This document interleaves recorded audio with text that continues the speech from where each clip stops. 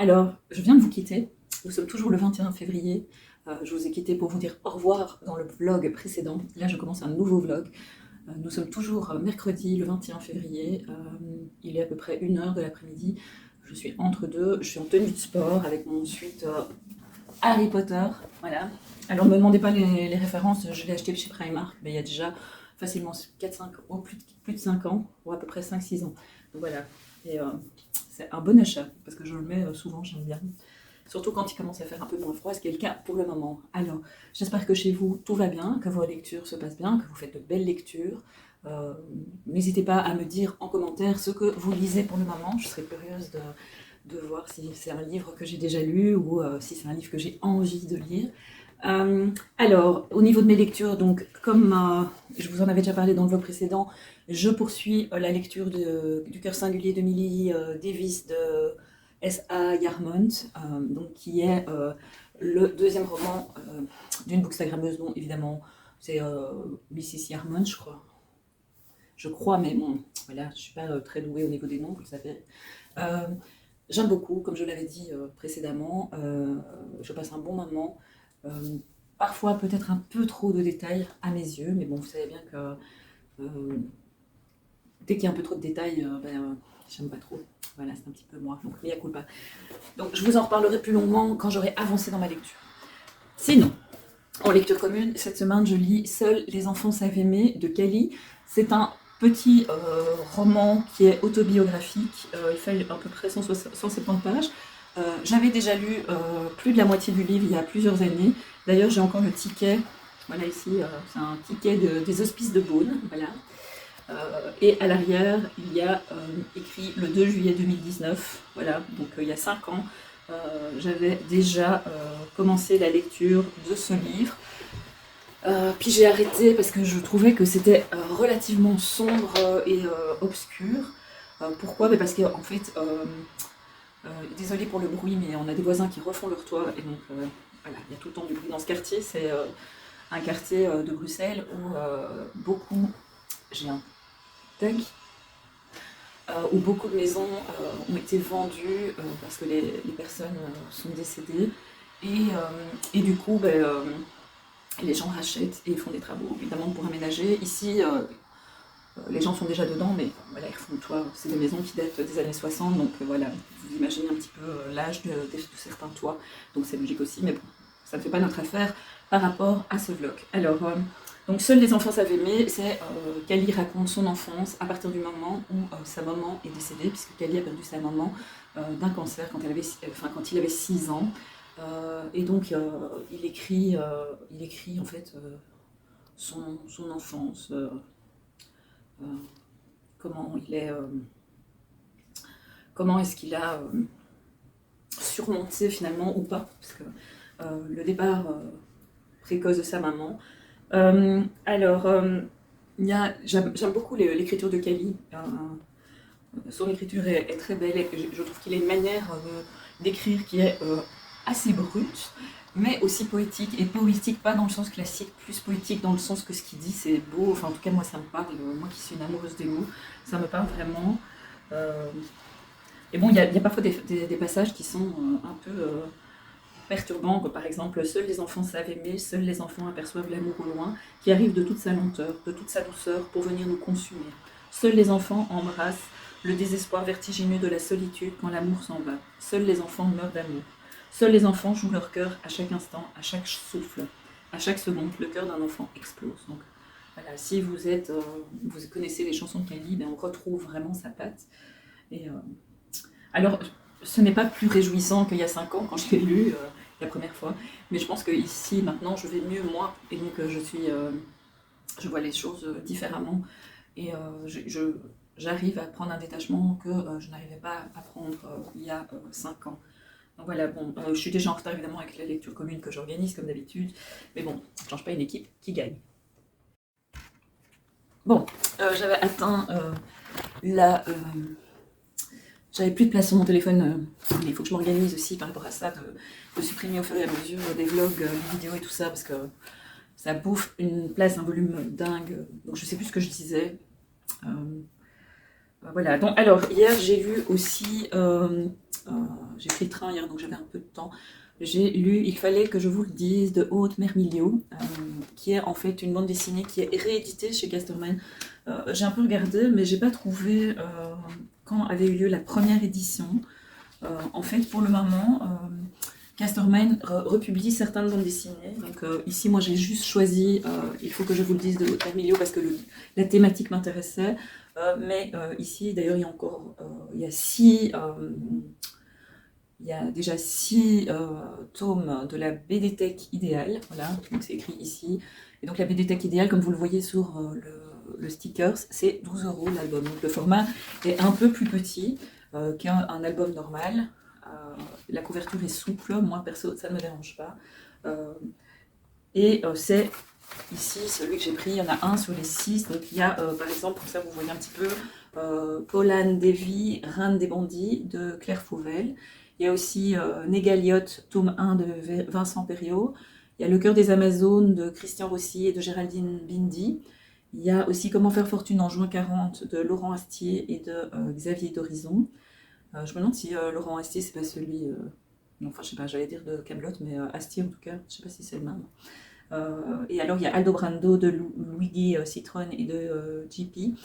Et en mars, il y en aura 2 nouveaux qui vont sortir. Il y aura 109, mais ça, c'est pas dans la collection. Non, c'est pas dans la même collection, donc j'enlève ce que j'ai dit. Voilà. Donc, j'ai découvert cette bande dessinée hier. Je l'ai lue en 2 fois. J'ai eu plein de fois les larmes aux yeux. C'est vraiment très très beau. En fait, dans cette bande dessinée, Aude Mermilio raconte son histoire. Donc, quand elle était jeune femme, dans la vingtaine, elle a subi un avortement. Pas parce qu'elle ne voulait pas avoir d'enfant, mais parce qu'elle est tombée enceinte sous pilule ou sous stérilet. Oui, c'était sous stérilet. Et qu'elle ne pouvait pas garder l'enfant parce que premièrement, elle n'était pas stable dans sa vie affective, mais aussi parce que financièrement, elle n'avait pas de stabilité, et donc qu'elle a fait le choix de ne pas accueillir cet enfant parce qu'elle ne pouvait pas lui offrir ce qu'il méritait de recevoir. Donc, et en fait, Aude Mermilio a rencontré Martin Winkler, et Martin Winkler, celui qui a fait Le cœur des femmes. Et en fait, Aude Mermilio est celle qui a illustré l'album Le cœur des femmes, sur un scénario inspiré du roman Le cœur des femmes de Martin Winkler. Donc cet album-ci, donc je n'ai pas lu Le cœur des femmes, mais par contre je vais très vite le lire, il va très vite rejoindre ma palle, je pense, parce que j'ai vraiment été tellement touchée par cette histoire. Je trouve que c'est tellement important, ce genre d'album, ce genre de médias. Voilà. Le média, un moyen de faire passer l'information, d'informer, d'expliquer. Et ici, dans ce cas-ci, d'expliquer ce que c'est un avortement, ce que vivent les femmes, dans quel contexte ça se passe, qu'est-ce qu'on fait quand on fait un avortement. Alors ici, donc, il y a 2 parties. Il y a la partie de Aude et il y a la partie de Marc. Et donc Marc, en fait, c'est un médecin. Et ce Marc, en fait, c'est Martin Winkler, donc parce que Martin Winkler, c'est un pseudo. Alors, dans la première partie, donc, il y a l'histoire de l'avortement de Maud. Et dans la deuxième partie, il y a l'histoire du combat, de comment Martin est devenu... Enfin, c'est un médecin généraliste. Et comment est-ce qu'il en est arrivé à pratiquer des avortements, à travailler, à réfléchir sur comment améliorer les conditions dans lesquelles les avortements sont effectués en France. Et donc, de là en découle aussi la manière dont les avortements sont faits en Belgique. On sait bien que la France, la Belgique, l'influence est quand même assez forte, mais aussi au Canada, puisque, en tout cas au moment de l'histoire du livre, Martin Winkler, alias Marc Farran, j'ai pas retenu son nom, parce que pour moi, voilà, à la fois c'est important de savoir qu'il écrit sous un nom de plume, et que son statut de médecin ne lui permet pas d'écrire en son nom, surtout vu le thème et le sujet abordé. Mais d'un autre côté, ça ne change rien à ce qu'il a fait. Et donc c'est vraiment, je trouve, pour 12 € une bande dessinée à avoir dans sa bibliothèque, à prêter, à partager, à faire connaître. Et donc c'est pour ça qu'aujourd'hui je vous en parle. J'ai aussi reçu hier une petite enveloppe chez Les Escales. Alors il y a la couverture du livre là, vous la voyez ici. Alors j'ai déjà ouvert un roman, mais j'ai pas encore tout regardé. Donc c'est un roman qui paraît alors, le 7 mars. Et il s'agit du Le Rouge et le Blanc de Harold Cobbert. Voilà. J'ai été charmée par cette couverture. J'aime beaucoup la Russie, j'aime beaucoup, surtout que là ça a l'air d'être la Russie, mais pas de la Russie d'aujourd'hui. J'aime beaucoup, voilà, c'est bien, si mes souvenirs sont bons, la Russie juste avant le coup d'État et le, le détrônement. Pas comment on dit. En tout cas, quand le tsar a été détrôné, arrêté, et avec toute sa famille, on connaît l'issue fatale. Et donc ici, on est vraiment dans cette période. Donc on est en Russie en 1914, et on a deux frères, Alexei et Ivan, alors Narishkin, qui sont issus de l'aristocratie. Alors, Alexei, qui est l'aîné, a hérité de leur père, bon je le dis, je crois que ce sera plus simple, leur tempérament déterminé et réfléchi, libéral, il prône la modernisation et la démocratisation de la Russie. Ivan, lui, ressemble à leur mère, d'un naturel tourmenté et exalté, il épouse volontiers les idées, les pensées anarchistes et marxistes. Mais les deux jeunes hommes ont quelque chose en commun, leur amour pour Natalia, leur sœur, de lait, fille de leur gouvernante et de l'administrateur des terres familiales. Voilà, une fille de lait, c'est en fait la gouvernante les a nourris quand ils étaient petits et elle a aussi également nourri Natalia qui est sa propre fille. Donc quand en 1917 la révolution éclate, tout se déchire et chacun choisit son camp au risque de devoir un jour s'affronter. Donc voilà, tout un programme. Voilà. Alors ici je vois que le dossier de presse indique qu'à travers les parcours d'Alexei, d'Ivan et de Natalia, Harold Cobbert livre une épopée passionnante de près d'un siècle portée par des personnages inoubliables. Donc je crois que ça va me plaire. Moi qui adore les histoires sur plusieurs années où on voit vraiment les personnages évoluer. Et, alors Alan Cobbert, Harold Cobbert, parce que je dis Alan, parce qu'en plus c'est un français, donc je vois ici domaine français. Il a déjà écrit plusieurs romans, dont Un hiver avec Baudelaire d'Héloïse d'Ormesson, 2009 et Livre de poche 2011, Mésange et L'Ogresse chez Plomb en 2016, Point en 2017, Belle Amie, Les Escales 2019, Pocket 2020 et Périandre, Robert Laffont en 2022. Donc ça m'a l'air d'être du tout bon. Je crois que je vais vraiment m'offrir une semaine de lecture intensive. Je crois qu'il est temps que je m'offre et que je me pose avec mes bouquins toute seule. Personne ne peut m'empêcher de lire et de faire ce que j'ai envie. Et surtout me déconnecter d'Instagram et des réseaux. Ça, c'est pas gagné. Alors,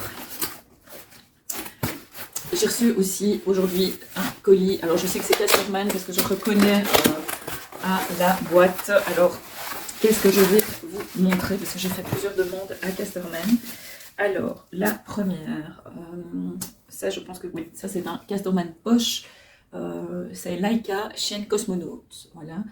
L'histoire vraie d'une chienne devenue pionnière de l'espace. Donc, alors, qu'est-ce qu'il en est ici? Il sort aujourd'hui, voilà, donc il sort le 21 du 2. Héros incroyable mais vrai, donc visiblement c'est une collection où on va parler d'animaux ou de personnages, de héros. Je pense pas que ce soit... si, c'est quand même des animaux parce qu'il y a une petite patte ici. Donc d'animaux qui sont héroïques. Et donc Laika, c'est l'histoire de cette chienne qu'on a envoyée dans l'espace et qui en est morte d'ailleurs. Hein. Je veux dire... mais quelque part elle est morte, mais on ne l'a pas oubliée puisqu'on en parle toujours. Alors... on est en 1957 et donc l'histoire de Laika est déclinée à travers l'histoire d'un petit garçon qui s'appelle Igor, qui travaille avec son père dans une ferme en Sibérie, donc on reste en Russie. On ne sait pas tout à fait le même contexte qu'en 1917. Hein. Là, on est vraiment en plein communisme. Un jour, en rangeant les outils de son père, le garçon découvre une petite chienne malade qu'il décide de soigner et d'adopter. Son nom sera Laika, l'aboyeuse. Très vite, les deux amis deviennent inséparables, mais tout s'écroule lorsque des hommes enlèvent Laika et l'emmènent vers une destination inconnue. Sans hésiter, Igor se lance à la poursuite des ravisseurs. Il ignore alors que Laika va bientôt marquer l'histoire de la conquête spatiale. Donc je trouve ça assez sympa. Alors il n'y a pas d'illustration, donc c'est vraiment un vrai roman. Et voilà, ici, il y a, à la fin du roman, je vois que Donc, héros incroyables mais vrais, vivez les aventures hors du commun d'animaux héroïques qui ont marqué l'histoire. Donc, on a Togo, chien de traîneau, et on a Lisette, cheval indomptable. Donc, à mon avis, Lisette, ça doit être le cheval de Napoléon. Et Togo, ça, je sais pas, l'appel de la forêt, peut-être. Alors, et même ici, à la fin, donc si vous avez aimé Laika, chaîne Cosmonaute, vous allez adorer Lisette, cheval indomptable. Découvrez un extrait. Et voilà, 1805. Donc je pense qu'on est bien dans... en tout cas, je ne sais pas si c'est de Napoléon, mais en tout cas, c'est d'un officier sous l'ère napoléonienne. Donc voilà, ça me tentait de découvrir cette petite histoire, de pouvoir en parler, de pouvoir construire éventuellement du contenu pédagogique autour de ce petit roman. Donc à partir de 9 ans, pour les bons lecteurs, en général, moi j'ai la 5e, 6e primaire, ça peut être sympa à lire. Alors, je remets le petit papier. Alors, ça plutôt, voilà. Alors, au niveau Casterman BD, j'en ai reçu 2 aujourd'hui. La première, c'est 109 de Jean-Christophe Chauzy, qui sortira le 6 mars. Donc, c'est pas encore pour tout de suite. C'est pas la semaine prochaine, ce sera dans à peu près 10 jours. Oui, hein, parce qu'il reste 8, ouais, non, même 2 semaines. Alors, 109, pourquoi est-ce que j'ai choisi de prendre ce service presse? Tout simplement parce que Jean-Christophe Chauzy, dans cet album graphique, nous raconte son histoire, puisque il a été diagnostiqué, un cancer a été diagnostiqué en avril 2020, donc en plein confinement. Donc on lui a diagnostiqué une myélofibrose, donc sa moelle osseuse ne produit plus de plaquettes. Génial, en plein crise Covid. C'était vraiment, c'est déjà pas le truc qu'on ne souhaite à personne dans la pandémie, mais alors en plus, avec ça lui a rajouté une dimension supplémentaire à ce qu'il a vécu. Donc le pronostic vital est engagé, une greffe doit être tentée. Sa sœur Corinne est compatible, elle sera la donneuse. Donc une greffe de moelle osseuse. S'engage alors un violent combat contre la maladie. Jean-Christophe doit composer avec la lourdeur des soins, le découragement, la peur de mourir. Et quand il n'est pas le malade, comment réussir à être un mari, un père, un fils, un frère, un ami, alors qu'il ne se sent plus que l'ombre de lui-même. Cru et intense, 109 est un témoignage, le récit bouleversant et sans concession d'un combat pour la vie, mais aussi un vibrant hommage à toutes celles et tous ceux qui ont œuvré avec générosité à sa guérison. Et donc c'est un petit peu le carnet de bord, le journal de sa maladie et de sa guérison. Alors, quand je regarde la majorité des dessins sont en noir et blanc, voilà, ici. Et quand il est question du sang, puisque ce qu'il a, c'est un cancer du sang, puisque les plaquettes, c'est dans le sang, quand il est question du sang, ben voilà, c'est en rouge. Donc, ça, c'est déjà un élément que j'observe. Voilà, donc vous voyez un petit peu le style. Alors on peut dire oh là là quelle horreur. Je pense que c'est surtout sa manière à lui de représenter son vécu, la maladie. On voit l'évolution de son physique aussi. Là je tourne un peu les pages. Voilà. Les greffons. Et puis, comment je vais vous le montrer? Donc voilà, ici à la fin, on est toujours rouge et noir, et puis, la vie reprend. Voilà. Et donc, je crois que c'est aussi un petit peu comme... il fallait que je vous le dise, ça m'a semblé important de lire cet album graphique pour comprendre ce qui se passait quand on se retrouve dans cette situation. Et donc voilà, donc j'avais envie de soutenir ce projet. Donc, je l'ai demandé à Casterman qui me l'a si gentiment proposé. Le dernier, et puis je vous laisserai parce qu'il faut que j'y aille, que je me prépare et puis je dois partir. C'est aussi toujours chez Casterman.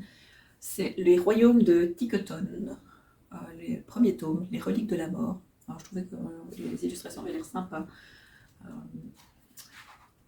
Et bon, là, on est on va plus peut-être vers un public peut-être un peu plus jeune, pas spécialement non plus adolescent. Il est ici question d'un garçon d'un garçon qui s'appelle Thomas. Alors ici aussi, il sort le 6 mars.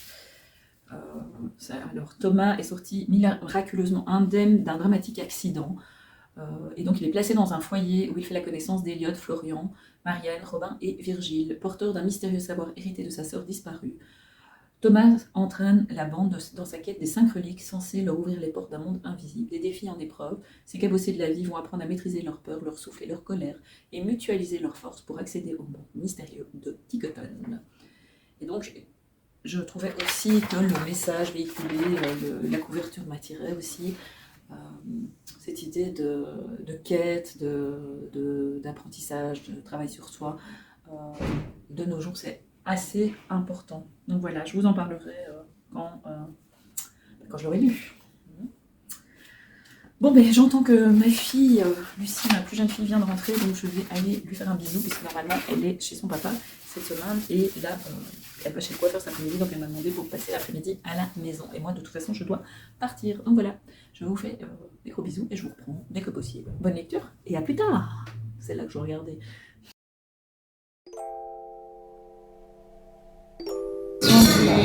Du club de lecture des lectrices ponctuelles l'année dernière, l'édition précédente. Donc je me dis, ah chouette, j'ai un livre de la collection. Et je trouve ça. Tout saute aux yeux, et après quand tu regardes en détail, tu vois qu'il y a du sang sur les mains. Donc là tu te dis, c'est un truc bizarre quand même.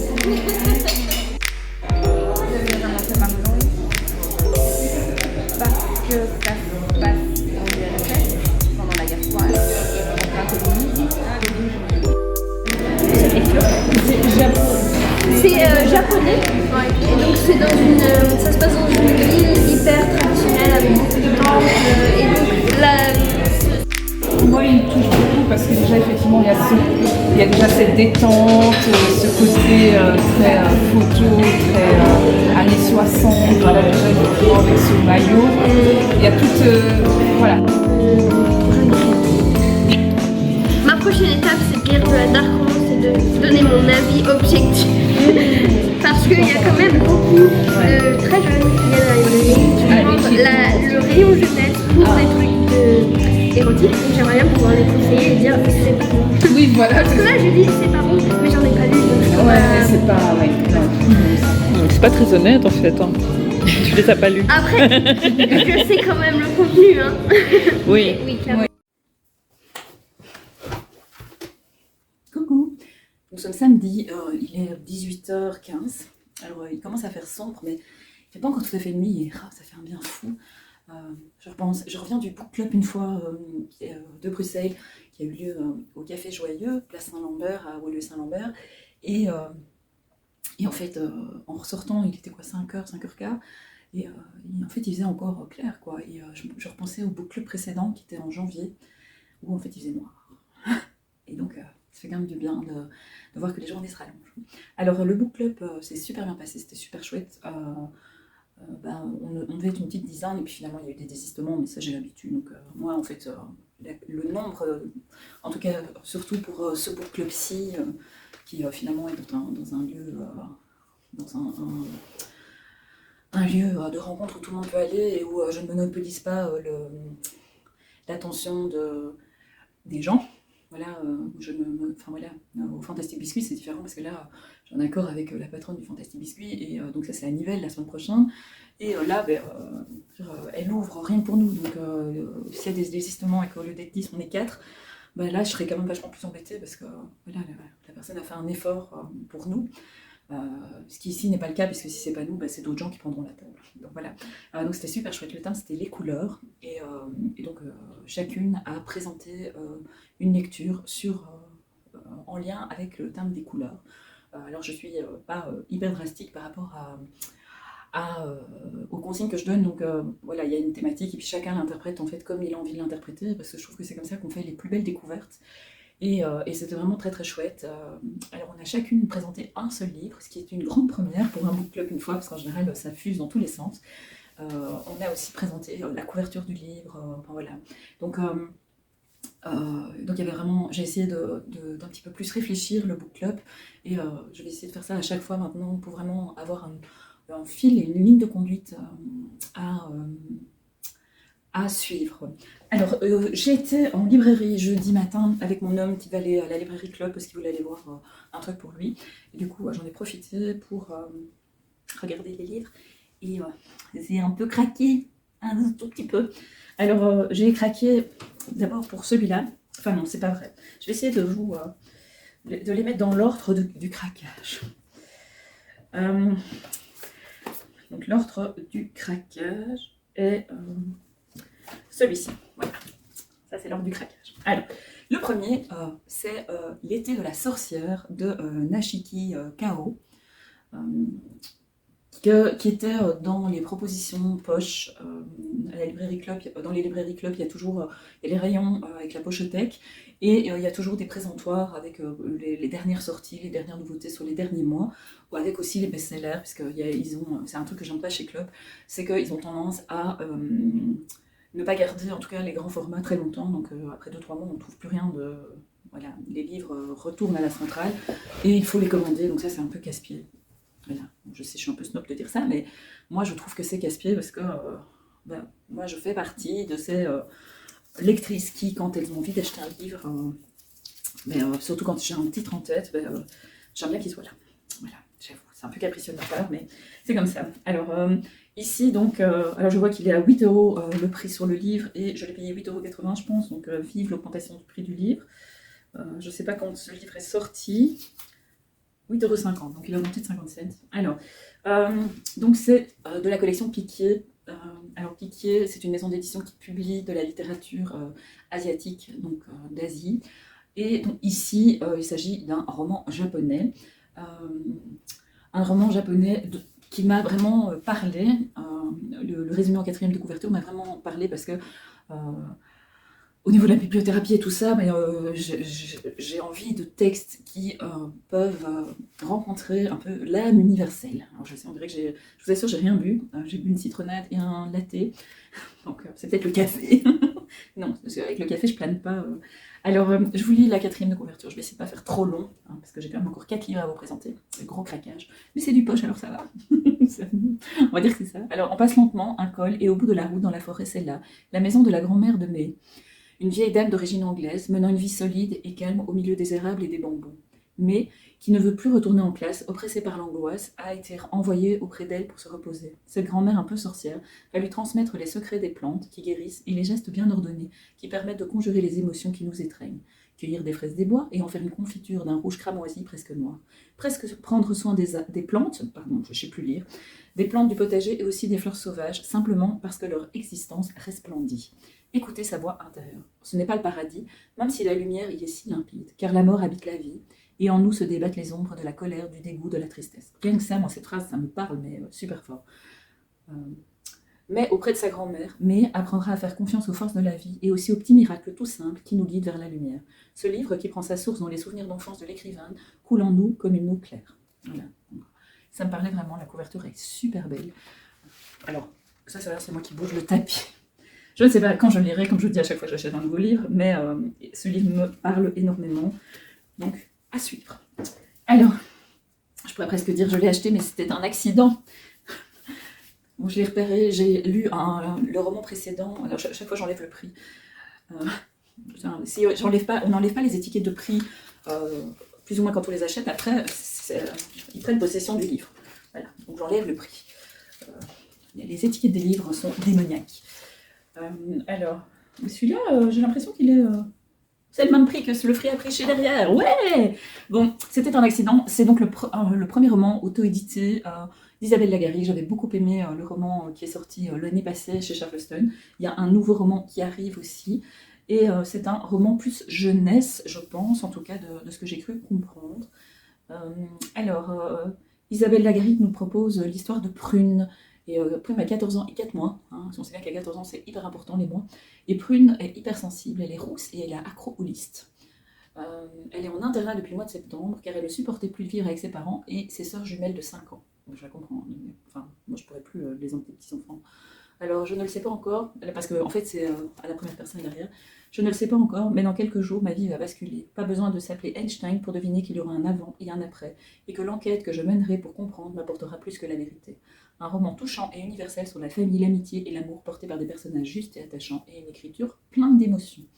Voilà, donc c'était juste un accident. Un roman que Isabelle Lagarrigue a auto-édité et qui maintenant est publié en poche grâce aux éditions Charleston. Alors je vois qu'à l'arrière il y a l'avis des lectrices Charleston et je vois qu'il y a l'avis de mes copines, il y a l'avis de Justini, j'adore dire Justini, un roman bouleversant que je termine la larme à l'œil et le cœur serré. Ou encore l'avis de Petroni dans tous mes états, qui nous dit un roman pétillant qui traite d'un sujet fort. Je pourrais vous faire une liste énorme pour vous dire de lire ce roman. Il est fort, il est unique, il fait rire, il est juste, il est parfait. Donc voilà, je pense que mes deux références ici sont convaincues par cette lecture. Donc j'ai craqué, mais bon c'est en poche alors c'est pas grave. Le prophète de Gibran. Alors ici c'est une version 1001 nuits. Je ne sais pas si c'est la version complète ou pas. Je n'ai pas fait attention. Je trouvais que la couverture était super belle. Ils ont...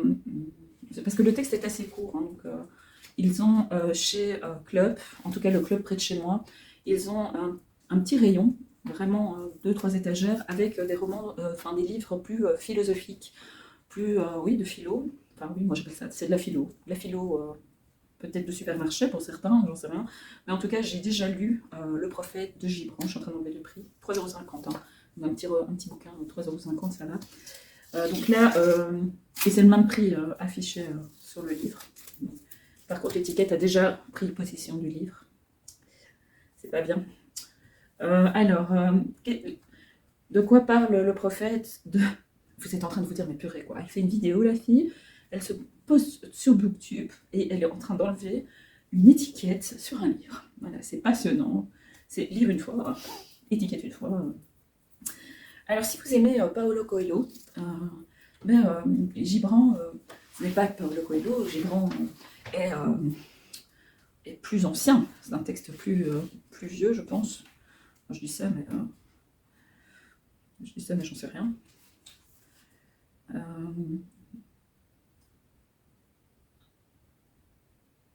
Le texte, alors il suffit d'ouvrir, il y a tout le mystère, ici.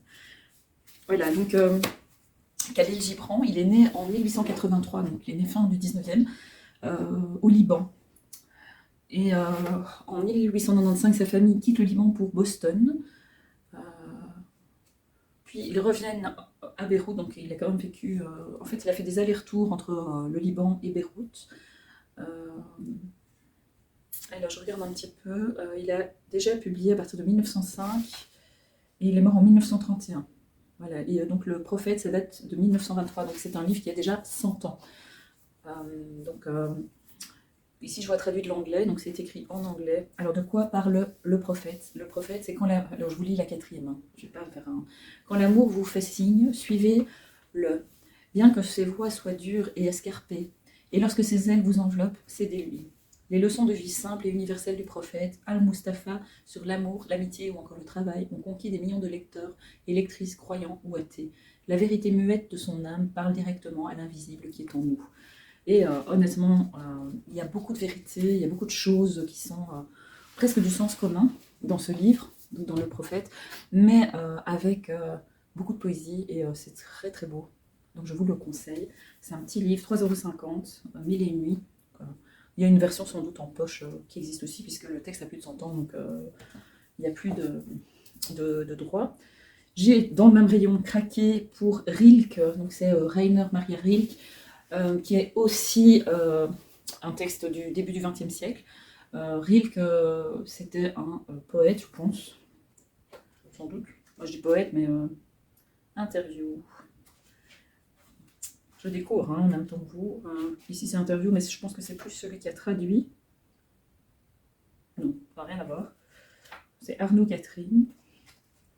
Alors, avant-propos. Je regarde ici une biographie aussi. Donc, Rilke, il est né à Prague en 1875. Voilà, il est rentré à l'école militaire. Et il a quand même pas mal voyagé en Europe essentiellement, de ce que je vois, Paris, la Suisse. Il est mort en 1926. Voilà. Et donc il a eu une correspondance avec un jeune poète. Et ses textes sont relativement connus, en tout cas Laure Manel, lors du repas littéraire et même lors de l'interview que j'avais eue avec elle sur Instagram, avait parlé en fait de ce livre. Donc déjà, voilà, j'avais déjà noté, j'avais déjà retenu. Et le week-end, quand j'ai fait le module 1 de bibliothérapie avec Héloïse, le goût des mots, le livre, j'enlève l'étiquette, 4,50 €. Hein, comme quoi, les vieux textes, ça, voilà, c'est un investissement bon marché. Bon, d'un autre côté, j'ai craqué, mais ces deux-là ensemble, ça fait 8 €. Hein. Est-ce que ça compte? On peut dire que ça fait qu'un livre. Bon, soit, sérieux. Du coup, ça fait plusieurs fois que je les vois. Donc je l'ai vu chez Héloïse, le goût des mots le propose dans la bibliographie, oui,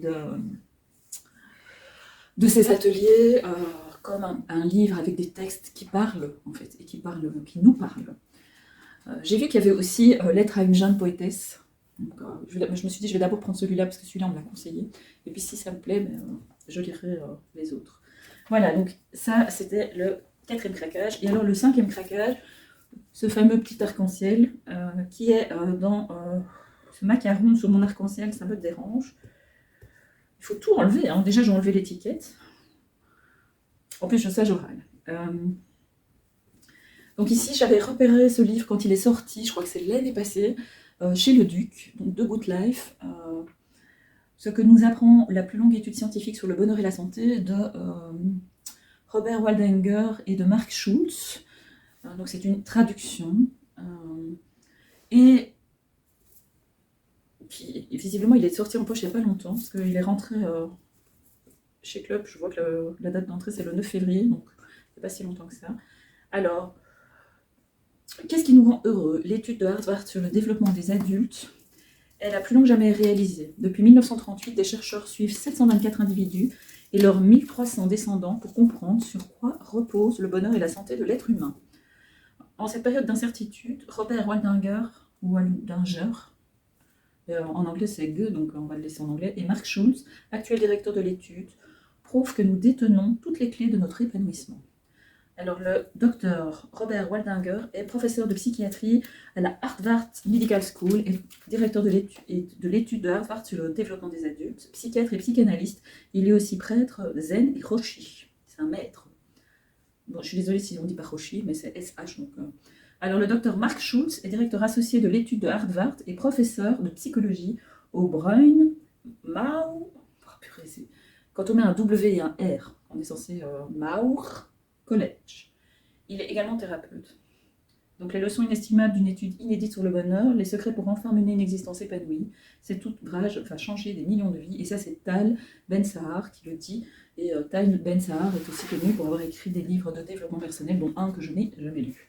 Parce que c'est un petit peu la spécialité d'acheter des livres de développement personnel que je ne lis pas, parce que en fait, ça m'intéresse, j'ai envie de savoir, mais je préfère lire des livres où je m'amuse en voyageant, en vivant la vie de quelqu'un d'autre. Hein. C'est beaucoup, beaucoup, beaucoup plus drôle. Voilà. Bon, je vais vous laisser sur ce petit partage. C'est la fin de ce vlog. J'espère que je ne vous ai pas trop perdu en cours de route. Je suis toujours occupée avec mon macaron rouge là, du prix des lecteurs. Ça, en plus, quand on enlève l'autocollant, ça abîme le livre aussi. Donc, mais je trouve que c'est tellement dommage de cacher ce joli petit arc-en-ciel. Voilà. En tout cas, je l'avais repéré et je suis contente de l'avoir acheté.